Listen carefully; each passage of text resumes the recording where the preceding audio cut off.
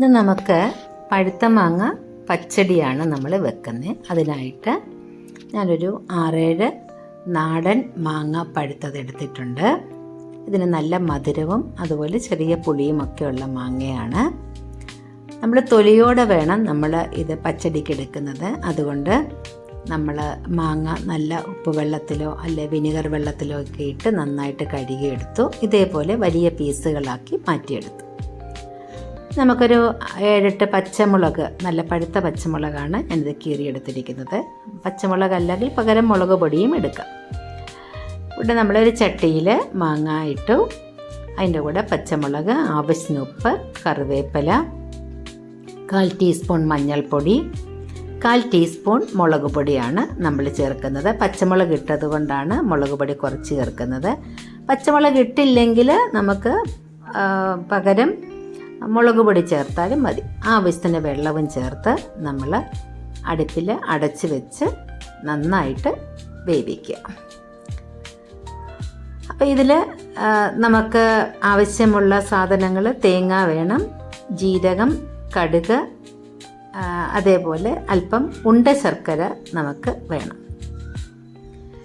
അപ്പോൾ ഇപ്പം നമ്മുടെ കഷ്ണങ്ങളൊക്കെ ഒന്ന് നന്നായിട്ട് വെന്ത് വന്നിട്ടുണ്ട്. അപ്പോഴത്തേക്ക് നമുക്ക് അരപ്പ് തയ്യാറാക്കാം. വേവുമ്പോഴത്തേക്ക് അതിനൊരു 1/4 കപ്പ് തേങ്ങ, അല്പം മഞ്ഞൾപ്പൊടിയും, 1/4 ടീസ്പൂൺ ജീരകം, 1/4 ടീസ്പൂൺ കടുക്, ഇത്രയും ചേർത്ത് അരച്ചെടുക്കുക. കടുക് ചതഞ്ഞാൽ മാത്രം മതി.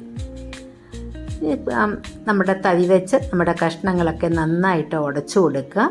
അപ്പം ദശയിന്ന് അതിൻ്റെ മാങ്ങ കുറച്ച് ചാറ് ഇതിലേക്ക് ഇറങ്ങും. അപ്പോൾ ചാറിന് നല്ല കുറുകി വരും. അതിനുശേഷം നമുക്കതിനകത്തേക്ക് അരപ്പ് ചേർത്ത് കൊടുക്കാം. അരപ്പ് ചേർത്ത് അല്പനേരം അതിൻ്റെ ആവി കയറുന്നത് വരെ കഴിഞ്ഞതിന് ശേഷമേ അരപ്പ് ഇളക്കി കൊടുക്കാവൂ. നമ്മുടെ ചാനൽ ഇഷ്ടപ്പെട്ടാൽ നിങ്ങൾ സബ്സ്ക്രൈബ് ചെയ്യാൻ മറക്കരുത്. ഇതേപോലെ കറികൾ ഉണ്ടാക്കി നോക്കിയിട്ട് അതിൻ്റെ കമൻറ്റ് വിടാൻ നിങ്ങൾ മറക്കരുത്. ഇനി നമുക്ക് ഇതിനകത്തേക്ക് മധുരമാണ് ചേർക്കേണ്ടത്. നമ്മൾ ഒരു അല്പം ഉണ്ട ശർക്കര നമ്മൾ വെച്ചിട്ടുണ്ട്. അത് നമ്മൾ ഇതിൻ്റെ മുകളിലേക്ക് നമ്മൾ ചേർത്ത് കൊടുക്കുകയാണ്.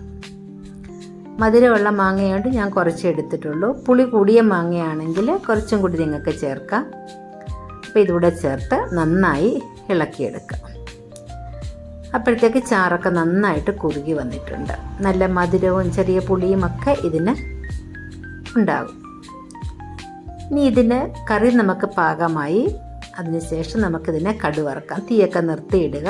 അതിനുശേഷം കടുവറക്കാം.